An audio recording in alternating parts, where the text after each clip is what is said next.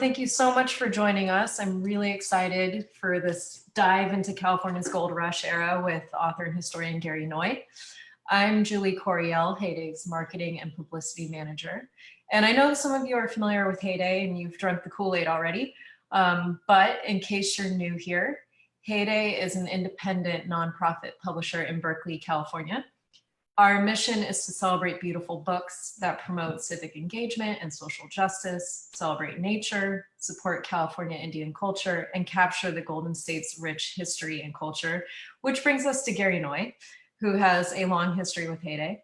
His books, published in collaboration with Sierra College Press, include Sierra Stories, Gold Rush Stories, and his latest release, which just came out about a month ago, Hellacious California, Tales of Rascality, Revelry, Dissipation, and Depravity, and the Birth of the Golden State. So as you can see by the title alone, we have a lot to cover. There will be a Q&A at the end, so you can either unmute yourself and ask your question, or you can type it in the chat and I'll read it aloud. Or if you're watching from Facebook, you can ask on Facebook and I'll read it. So I'm going to pass it over to Heyday's Executive Director and Publisher, STEVE Wasserman. Thank you, Julie Coriel. I'm glad you introduced us to all of these people virtually. We commonly, prior to the pandemic, hosted some regular luncheons at Heyday's headquarters.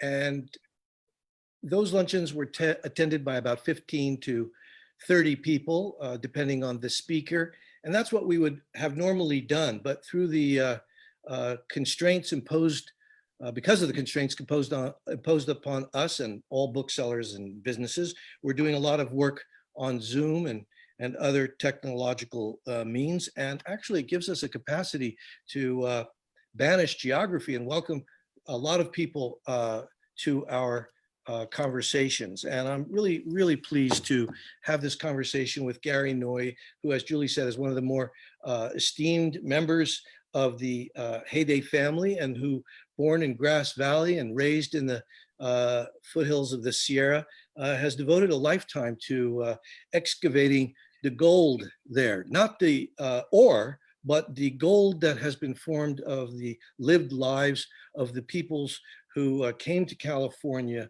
a place of relentless reinvention, a magnet for peoples the world over who sought an escape from history and a new identity in a land that offered them seemingly endless possibility. And that destination of desire, of course, came with great hardship and the prejudices of its time. And the stories that Gary has harvested from the archives of dusty libraries and historical societies were previously published in 2 volumes that Heyday was pleased to issue, one called Sierra Stories and the other called Gold Rush Stories.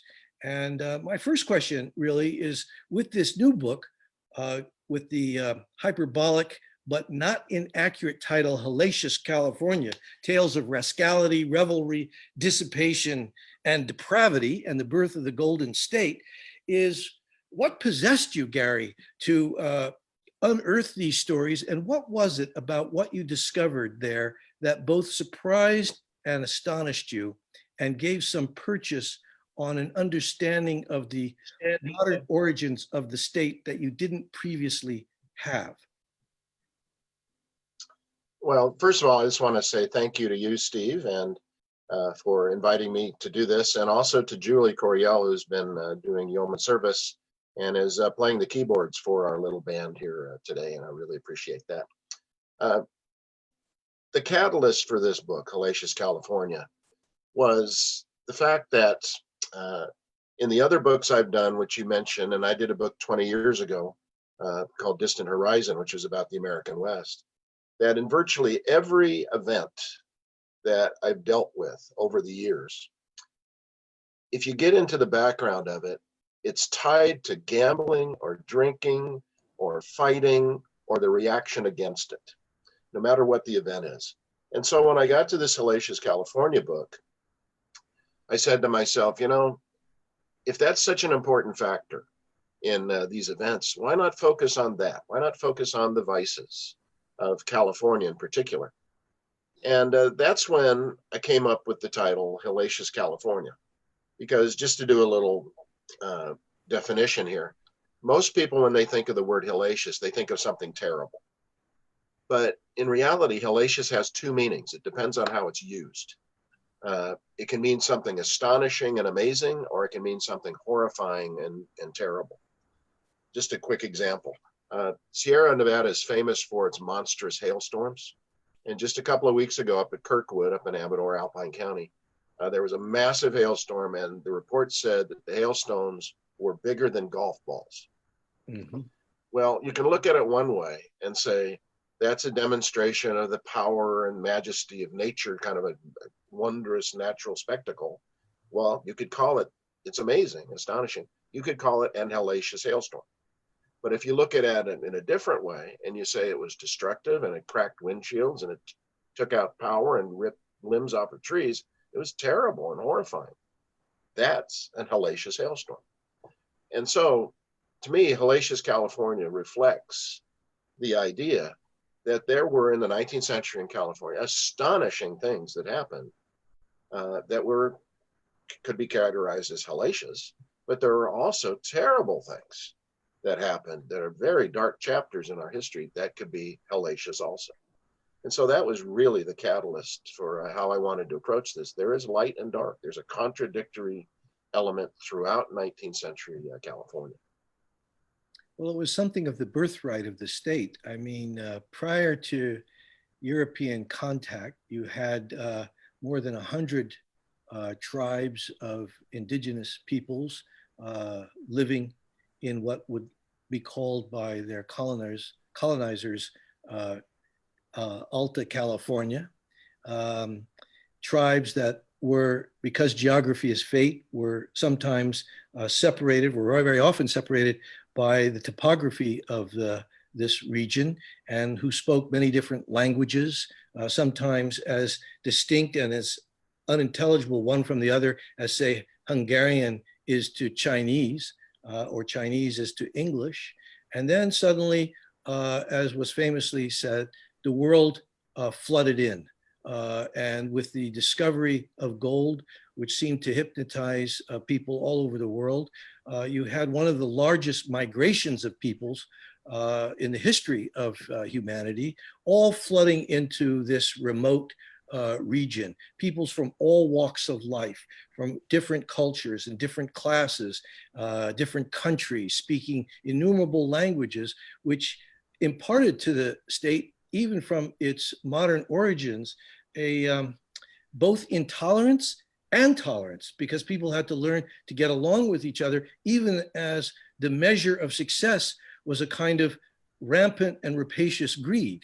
And that's reflected in a lot of the stories that you tell, both with respect to what was inflicted on the land and the natural abundance of the land, as well as on other peoples. That's so true. And I think if you just look at the history of the time period I'm dealing with in this book, which is from 1820s to the end of the 19th century, so much happened that was so rapid. Within a generation, within 30 years, California went from being an outpost of New Spain to a largely ignored province of Mexico, to a short-lived republic, to a self-governing dominion, to a military governorship, to statehood, all with different cultures and different social situations. And then layered on top of it is this tsunami of the gold rush, with all of these different cultures coming to make Northern California, Alta California, the most culturally diverse place on earth. And as a result, with all of these changes, it was so turbulent with different legal systems and different social mores. California in the 19th century just has a reputation for going through constant change. And there's a historian I really like, I quote him in the book, his name is James Gregory. And he wrote about this time period, and he said, California changed so rapidly that no traditions developed. There was no longevity of anything. So no traditions occurred except one, said Gregory, and that was the tradition of change. And that reflects our view of ourselves as Californians, that we're always on the cutting edge, we're always changing, and we're always looking for the new. were kind of outliers as a result of that. And it's very much reflected in the 19th century. There's an aspect to some of the stories that you tell that go to the heart of this velocity that seemed to consume people. I mean, there are a lot of stories about people living fast and dying hard, from dueling to gambling to the sexual mores of the time, the famous Barbary Coast in San Francisco, where basically, as you say, the peoples who flooded in, most of them, I take it, correct me if I'm wrong, who were essentially young. I mean, they were people in their teens or 20s, maybe 30s, who were abandoning the suffocations of the East Coast or their past countries. They were almost all men, not entirely. I think at one point you cite a statistic that there was something on the order, again, correct me if I'm wrong, but 8% of the several hundreds of thousands of people who came into California, about 8% were women. That's correct. And that's overall in California. Mm-hmm. The women were mostly in the bigger cities like San Francisco and Sacramento. You get outside of that into the gold fields, women were incredibly rare. And there were many gold rush communities, for instance, if they didn't see a woman for 6 months, that was not unusual. And there was a Scottish observer who came to California in the 1850s by the name of John David Borthwick. And he noticed very much the rapid rapidity of how things were changing and how people didn't much live for the future or even the near future. And he said that the longest anybody thinks ahead in the 19th century in California is about a month. And after that, everything changes. And it's reflected. There's a constant immediacy and urgency in virtually everything that takes place in California, because it's one of those, you wait 6 months, everything will be different anyway. It was reflected in virtually every social level and aspect of the time period. Tell us about, you devoted a chapter about the entertainments that seem to attract people. One of them was pitting animals one against the other. A similar thing took place and famously memorialized in Jack London's stories about Buck and the animal fighting, dog fighting that in the Alaskan Klondike. But it was also true here in California, where typically the grizzly bear had not yet been hunted to extinction. And you had hundreds, if not thousands of people turning out for modern day gladiatorial efforts that are reminiscent of ancient Rome, pitting animals against each other for the amusement of spectators and charging what you write in modern day terms were hundreds and hundreds of dollars for this sport. Tell us something about that and how that came to be. Yeah, it certainly wasn't a California invention. And even in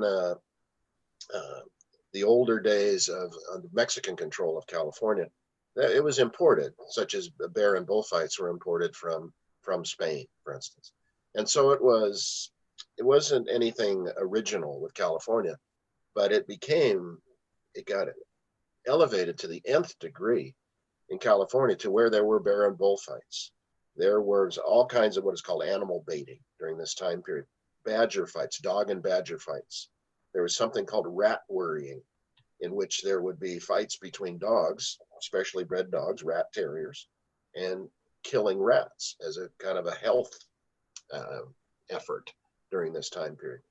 There were cockfighting. There was all kinds of animal fighting. And the thing that's kind of astonished me during this time, it shows the tension between this kind of anything goes ethos and the attempt to regulate, is from the very beginning, there were attempts to regulate these animal baiting and animal fights. There was laws passed within the first few months of California becoming a state to stop this fighting, and they didn't work. And these animal fights continued all the way through the 19th century, through the 20th century, and we kind of look back at this and say how barbaric this was back then. But in 2017, the largest bust in United States history for cockfighting took place in Southern California just a couple of years ago. And so the attitudes are still with us, but it was just so open and so advertised that people were not only hundreds of dollars in today's money, but thousands of dollars for tickets for what were oftentimes Sunday festivals. Bear and bullfights were Sunday events in which entire communities of thousands would show up for this spectacle. And it wasn't only limited to pitting one animal against another. Boxing and bare-knuckled fighting was a very much a theme in which human beings for sport trained to fight each other for the amusement of spectators. Talk about something of there was Gentleman Jim, which some of the people here listening to you may remember. Gentleman Jim, whose life story became the subject 30 or 40 years after his death of a Hollywood movie. I forget who was in it, but also it had a class. Errol Flynn. Yeah, Errol Flynn, exactly. And it had a racial and class aspect to it. Talk about Jim Sullivan, and I think that was his name. Jim Sullivan was the great boxer. Yeah, it was Gentleman Jim Corbett. Yeah. And his rival was John O'Sullivan. Yeah. Who was the great bare knuckle fighter. And Gentleman Jim was considered more scientific by the standards of the time period.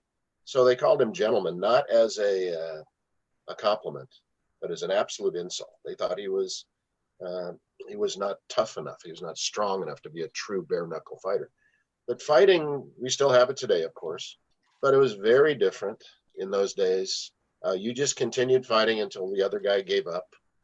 I was astonished to read that these rounds went 30 rounds, 60 rounds. How long was a round? It could vary. It was usually 2 to 3 minutes, and you're given a minute breaks, much like today. But you would just keep on going until one of them conceded or couldn't get out of the corner. And yes, it was 60, 70, 80 rounds of fighting.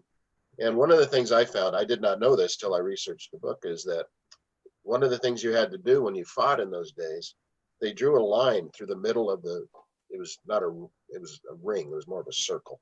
And they drew a line and you had to toe the line. And that was to start the round. That's where the phrase towing the line comes from. And also they would put the prize money on wooden stakes around the ring, so that if you won, you could take your prize winnings right away. That's where you get staking somebody to money, or stake money. High stakes comes from that actual practice. But it was very racial. There were white champions, there were black champions. There was a class system. There were the scientific fighters like Gentleman Jim Corbett. And then there was what was called the slogging fraternity, which just no skill, no style. They just beat on each other as a beating. But they never, ever hit the other guy's face, because they did not want to harm the person's face. So they targeted softer parts of the body, like the stomach and your thighs or something. I mean, it's much like today's full contact kind of fighting. But it was bloody, and it was bloody and long, but it was also very popular and typical of the kind of entertainments of 19th century California. There was a brutality built into it.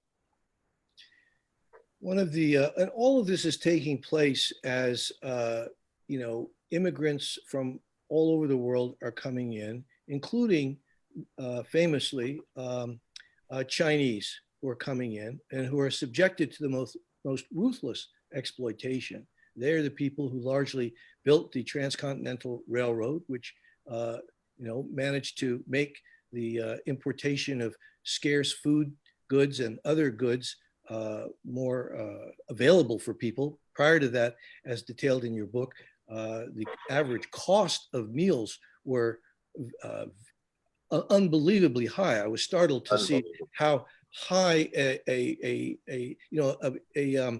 a dozen eggs robbed from the hatcheries at the Farallon Islands from the Muir birds went for, if I recollect correctly, for something like $30 a dozen.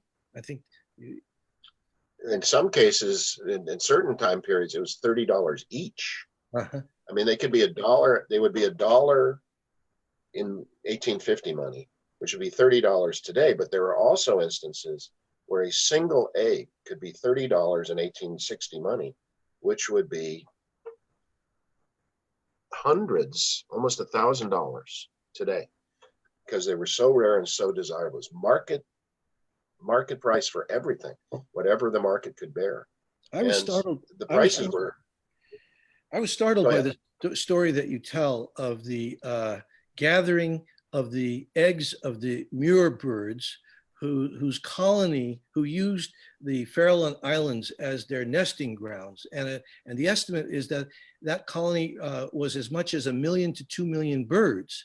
And the craze for these eggs was so strong in the absence of chickens, even though the eggs had a red yolk and apparently surrounded by a transparent gelatinous mass that was quite unappealing to most people. But the craze for it was so much that people, there was something called the egg wars were launched as companies competed to gather these eggs, sell them at premium prices. But the work was exceedingly dangerous because not only were the rocks at the Farallones covered with the spray from the sea, but of course the aggrieved mother Muirs, outraged that their eggs were being robbed, would send up a huge screeching defense, and which would arouse the entire colony, all of which would then circle the rookeries with great velocity, raining a tsunami of guano upon these workers who would be covered in this stuff, and they would have to stuff these eggs into their pockets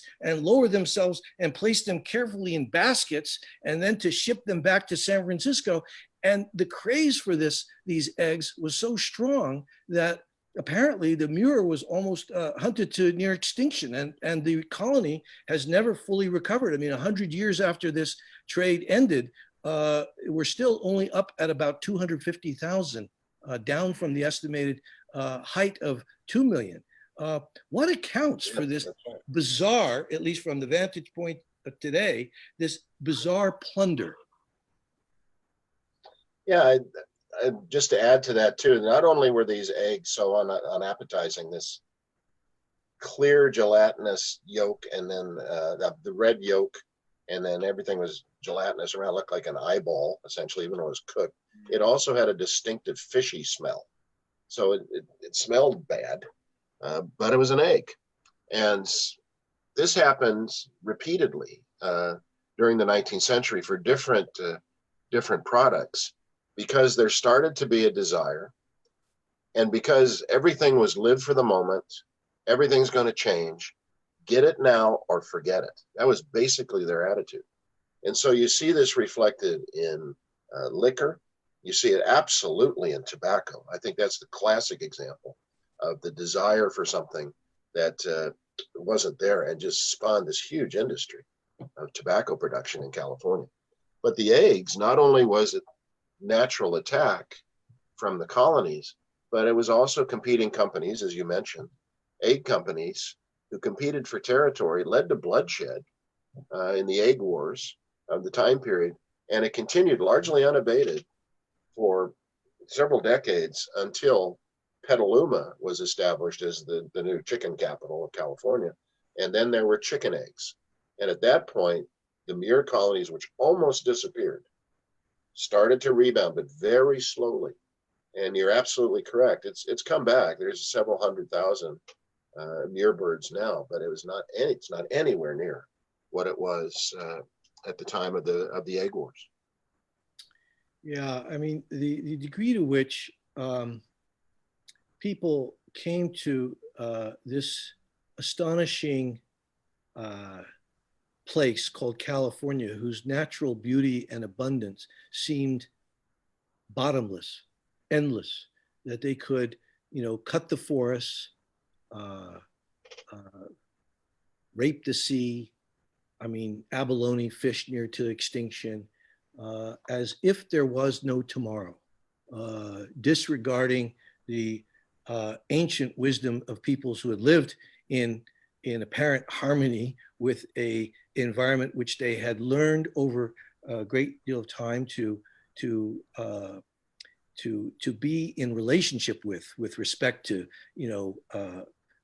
deliberate fire setting in order to control underbrush, to fish responsibly, not to consume more than was there. That really came. The classic. I was just going to add to that. Yeah. The classic example of that is what happened to the grizzly bear. Because tell us about the grizzly. Time of the gold. Because there used to be grizzlies in Oakland. Yeah, they were along the coast, and there's stories of grizzly bears waiting in the shorelines of the Pacific. But there was, at the time of the gold rush, the estimates are there were more grizzly bears in California than human beings. And because grizzly bears became a desirable foodstuff, very commonly grizzly steak was served in restaurants in San Francisco, for instance, and throughout the gold country. And then it became a test of, sad to say this, kind of a test of manhood to kill a grizzly bear. Killing grizzlies and eliminating what they saw as this monstrous threat became an industry, essentially, in California, to the point where by the end of the 19th century, it is believed there were no native grizzly bears left in California. And it's a testament to this rapacious nature of Californians, that this was an endless resource that would never go away. And you could take advantage of it and live for today. And we live with that legacy today.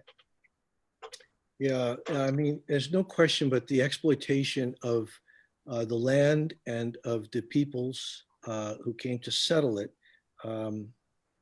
gave rise to unrivaled prosperity.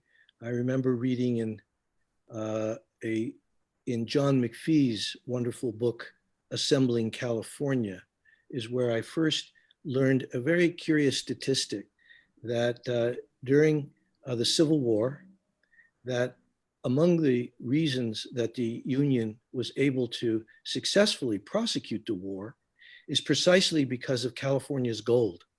It was California's riches that underwrote the Union's banknotes. And had it not been for California's wealth, the Union would have had the Union army would have, despite the industrial might of the Northeast, would have had a very difficult time financing the war.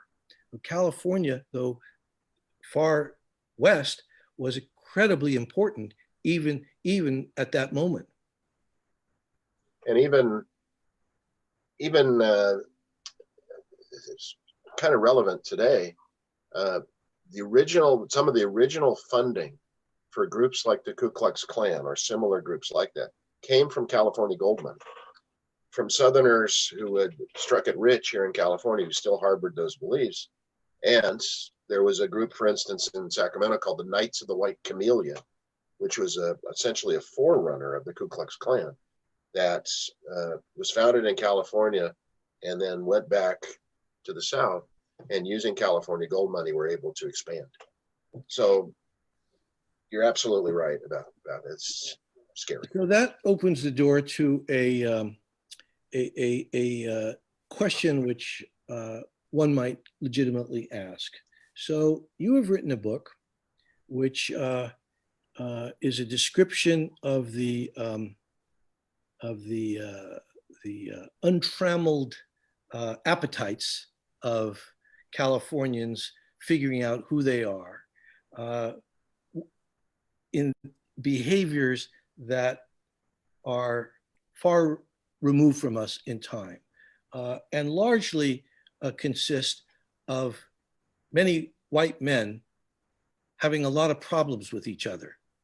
So the question is, why should anybody now care about these antics that seem more the reflection of a bygone era? What possible relevance does it have for the place that we now inhabit? That's a great question, and it's one that I asked myself while I was writing this book, because I wanted to tie it, if I could, to contemporary issues and attitudes. And I am not one who believes that history repeats itself. I tend to fall more into the Mark Twain school. Mark Twain once famously said, history doesn't repeat itself, but it does rhyme. And there are similarities between the past and today, but the circumstances are always different. And so when I look at 19th century California, I can see it mirrored in attitudes of today. This attitude that live for today, a defiance of authority, distrust of government, all things that happened during the 19th century in California, we built on as time goes on. History is a continuum. And as a result, how we are today and our attitudes are tied to how we were in the 19th century. And so I see a connection between these things and similarities. And I think it's instructive. How did people deal with it at the time? There was a tension in 19th century California, constant tension between this anything goes ethos and this idea that things need to be regulated and controlled as society became more conservative. And that tension still exists today. And it was largely unresolved and unsuccessful in the 19th century. And it could be argued today that we're still going through the same kind of struggles. I think we can look at the past and see the gross errors that they made at the time, particularly racially, toward the Chinese and African Americans. And hopefully we can learn from that. That's the value of history. And I think this time period is helpful in that regard. I would say there's another theme that's an undercurrent in your book, which, aside from the entertaining anecdotes that you have gathered together, provides something of a red thread throughout the book, which is a contest that emerges over what does it mean to be a Californian, a kind of struggle to define one's identity, both for the peoples who migrate here, who are very willing and eager, really, to cast off the burdens of their past, even as they cleave to a conceit that they're going to nurture their communities, whether it's Italian Americans in North Beach, or whether it's the French who start the French hospital in San Francisco, or various societies that seek like-minded or similar people. Nonetheless, there is a great battle that erupts, whether it's over, and it expresses itself over Mexican cuisine. Like, is that an American cuisine, or whether it takes place in all these little subcultures. And I'm reminded of something that Carrie McWilliams, the great editor of The Nation magazine and one of the great chroniclers of California, whose book, Southern California, Island on the Dream, I think that was close to the title. He said over half a century ago that California was a curious amalgam of all America, of all states, of all peoples and cultures. And this mashup has given us, in the modern day, has given us the strength that we have as a state, has imparted to us a tradition of some humility that no one people alone can dominate and be successful, that we need the fresh energy and ideas of others who come from elsewhere and have new perspective. That is a part of the very strong tradition that a lot of these people built, sometimes by pressing against it. Yeah, you're right. And all through the 19th century, and I think it's still true today, that Californians want to be identified as Californians, but they also want to retain their unique cultural identities as well. And that happened through the 19th century, in which there was this footloose and fancy-free kind of attitude of the largely young male population of the time period, in contrast to the families that were coming in, that were bringing Eastern values or international values and wanting to retain that, but also have this uniqueness of being a Californian. And that was what became so difficult in the 19th century, because there was so much turbulence and there was so much change and all of these different cultures coming in, that it became difficult to identify what a Californian was. And even today, there's distinctions between Northern Californians and Southern Californians. And so that it's hard to identify exactly what we are, because our history is such that we don't give ourselves enough time to figure out who we are. And the 19th century saw all this change, and it reflected in that. It's curious, you mentioned something about how Californians, because of all of this influx of things, became viewed as being very tolerant.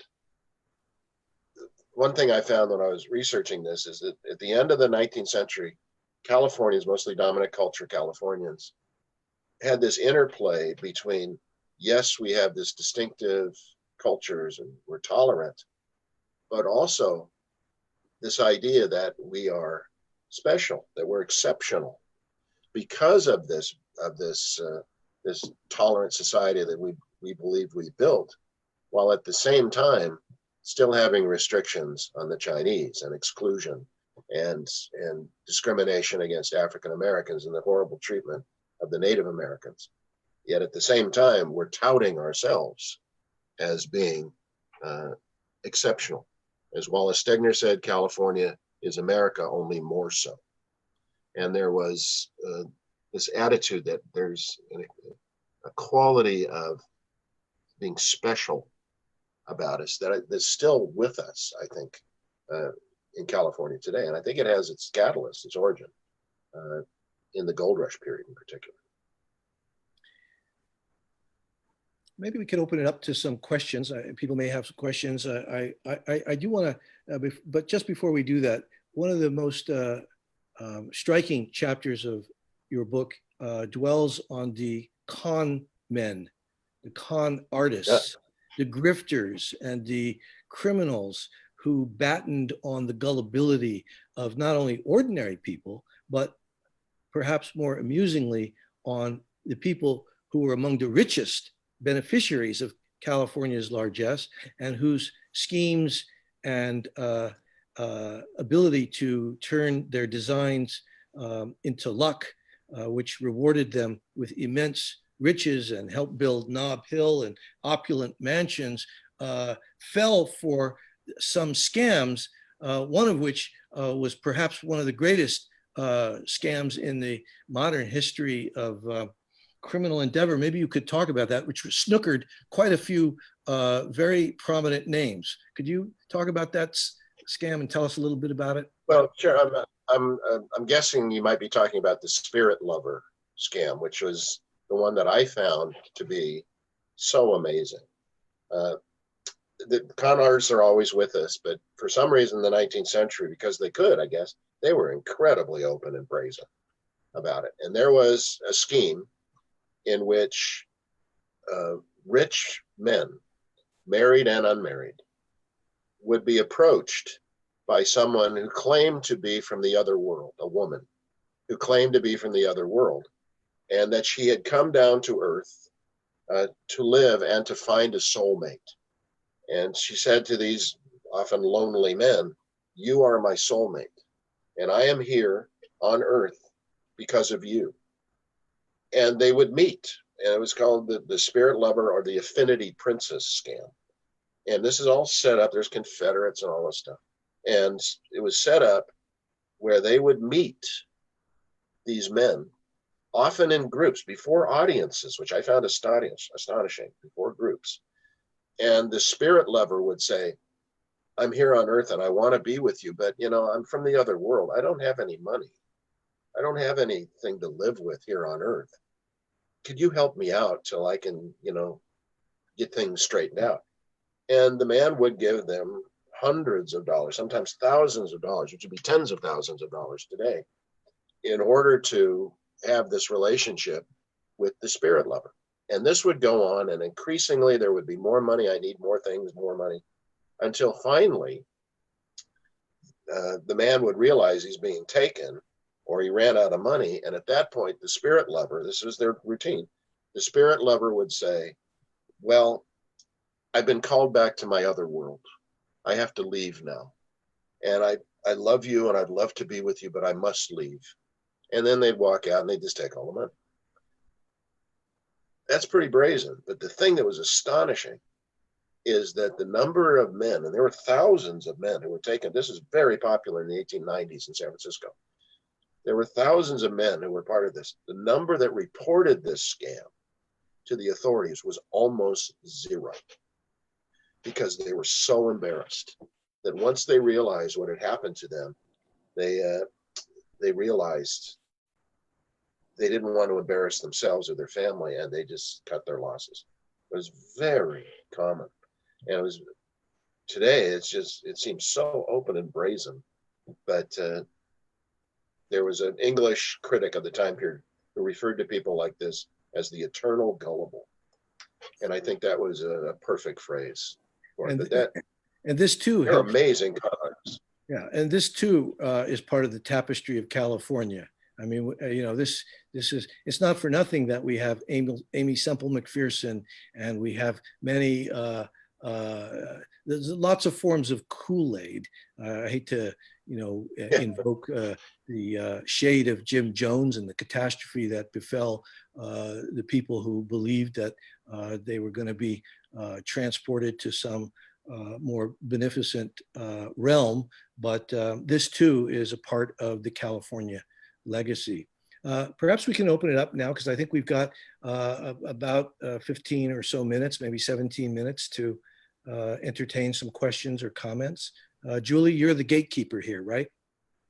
Yeah, and while we're gathering questions, Gary shared some great photos with me from the era.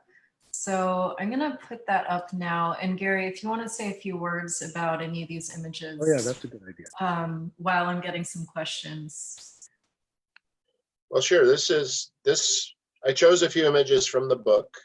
The first one, the first one that was shown was Elias Baldwin, Lucky Baldwin, having to do with gambling. And Give me one second. see the images back here. Well, let's start from here. This has to do with drinking. Drinking and gambling were the two. Oh, okay. Well, that's the book. This is Elias Baldwin, Lucky Baldwin. If any of you are from Southern California and you know where Baldwin Hills is, that was his property. Santa Anita Racetrack is built on Lucky Baldwin's property. But he was also an inveterate gambler and had a gambling hall at Lake under the shadow of Mount Talek at Lake Tahoe. This is drinking. This is Sebastopol Brewery. There was an astonishing amount of alcohol drunk. Some of it was simply for the purposes of drinking, but some of it was because the water was so untrustworthy. There was a massive cholera epidemic in the 1850s that swept through California, and the water was unsafe, so alcohol was the exception.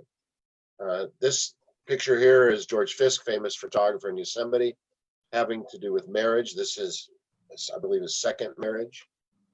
California had the most liberal divorce laws in America by far. There were 2 times as many divorces in California in the 19th century as any other state. During this, New York was second and had half as many divorces. And virtually all of the divorce cases were brought by women. This is, on the left, is spirit photography, which was another scam of the time period in which there were photographs of departed relatives that were produced. This is obviously a staged one, but people believed it and would pay enormous amounts of money in order to get a copy of a photograph like this, which is just a double exposure. And then on the right here is the queen of con artists in the 19th century, Bertha Hayman, who was known as the Confidence Queen, who, by the time she got to California in 1886, she had a rap sheet longer than both of her arms. This photograph came from a book called Professional Criminals of America, which is considered the first use of mugshots in America. And by the time she got to California and San Francisco, all of this was published. This photograph was published. Her record was an open book. She'd been interviewed in the New York Times, and yet she pulled off one of the most audacious scams in California history under her aegis and got away with it. She was brought up on trial, but she was found not guilty. And she spent the rest of her life traveling around as a performer, quote unquote performer, trading off of her notoriety as a con artist. So there's a lot going on in California during this time period. Oh, that's the cover of the book. This is a reflection of how extraordinarily popular tobacco was in the 19th century. And I think this is a theatrical photograph of this woman smoking a cigar, but it gives you kind of the sass of the time period and kind of the spirit of the anything goes kind of attitude of the 19th century too. Great photograph, I think. Okay, let's check in with some questions. So we have a question here from Keesley. I understand that many of the houses of prostitution in San Francisco were not only tolerated, but were actually gathering points for politicians and other powerful figures, meeting there to make deals and conduct business. Did you find stories to verify that? Oh, that's absolutely true. Prostitution was a big business. In the early days of San Francisco, for instance, people who owned brothels were oftentimes political figures as well. And there was, just as I'm sure there is today, there were payoffs of brothel owners to politicians. And prostitution was a big business. It was also a brutal business, particularly prostitution related to the Chinese.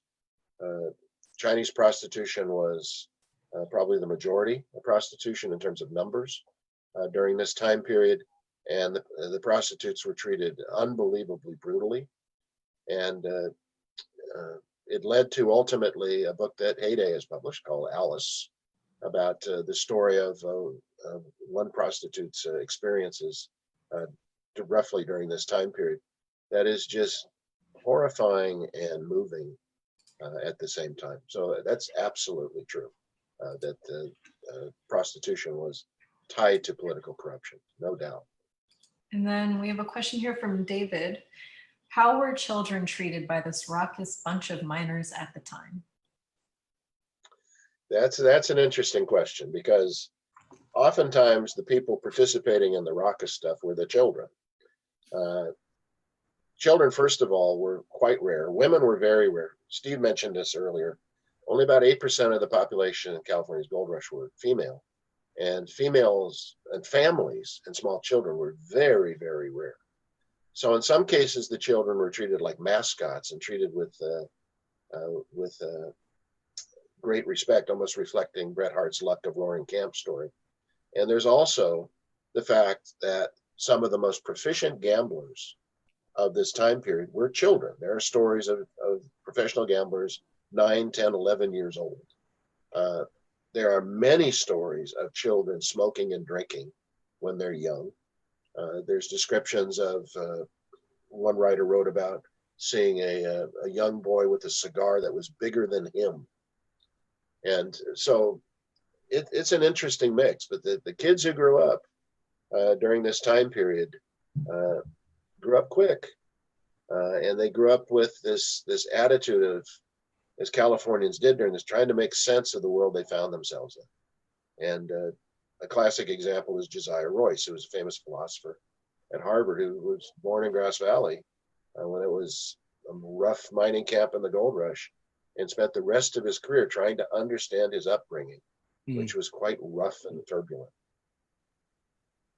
And I have a question here from Alan on Facebook. And if anyone else is watching on Facebook and wants to ask a question, just type it in the chat there. So you've touched a little bit on gender roles, and you were just mentioning that there were a few women. So Alan says, I'm curious about the roles and ethics of women versus men during this period.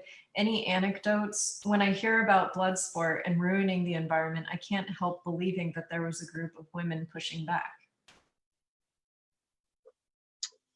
That's an interesting question. The women who came to California in the beginning oftentimes were adventurous spirits as well. There was a woman named Eliza Farnham who organized a group of women to come to California to help develop and, in a sense, reform the kind of wilder aspects of California gold rush. So there was a mix. There was conservative, family-oriented women, but they're also adventurous types as well that met the spirit of the time period. Specifically about fighting back against some of the environmental degradation. It's absolutely a mixed bag. There are stories and diaries throughout this time period and journals of women who found this absolutely reprehensible and to organize groups and fought back against it. But there are also counterbalanced by the fact that there were women who were professional hunters. There were women who were involved in the forestry. So it's very much a mixed bag, very typically California, where you can't pigeonhole anybody. Everybody seems to fall into a kind of a unique category, and it's very contradictory. It's hellacious. There's astonishing and appalling.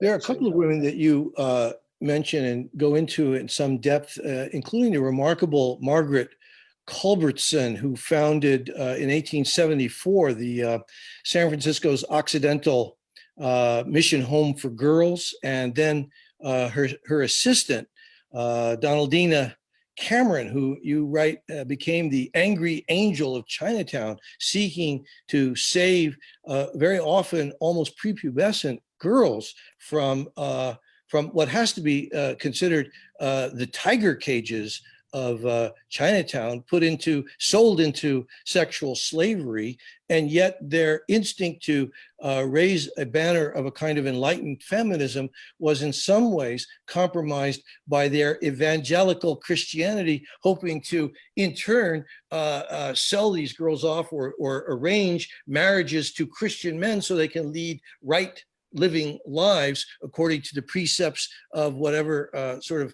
fundamentalist religion they believed in. So the good works are braided together with a crusading zeal to save people from their misfortunes. So the impulse, the do-goodism impulse, is sometimes tainted by a kind of imperial ethos that has a kind of superior morality baked into it.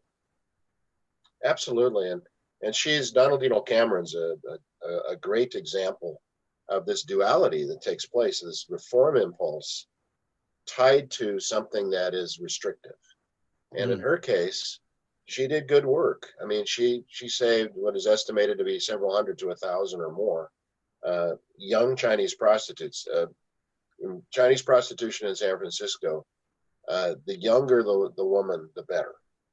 A prostitute who was older than 20 was quite unusual during this time period. And so this group saved them, in some cases kidnapped the young women and raised them and put them in a safe location.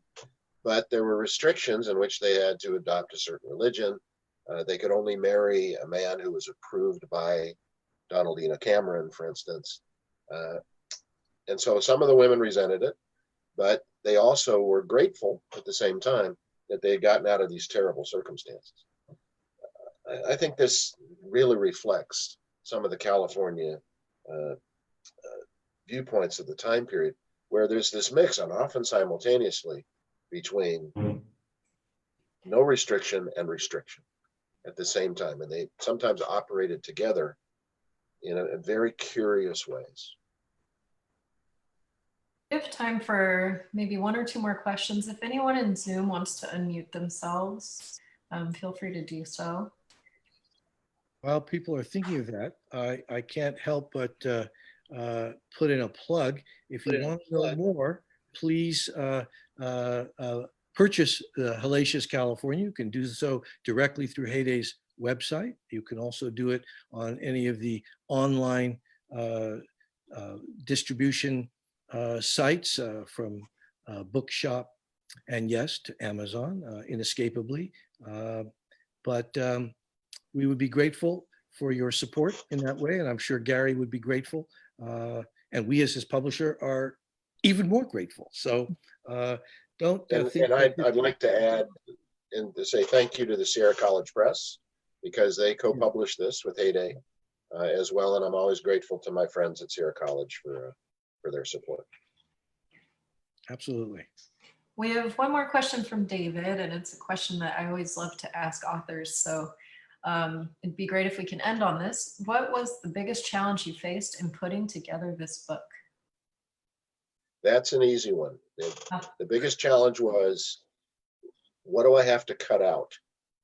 Because I had so many stories that every chapter could have been as long as the entire book. And so the difficulty for me was, believe me, was sitting down and looking at all of this material and saying, what of these 50 stories, what are the 5 I'm going to use?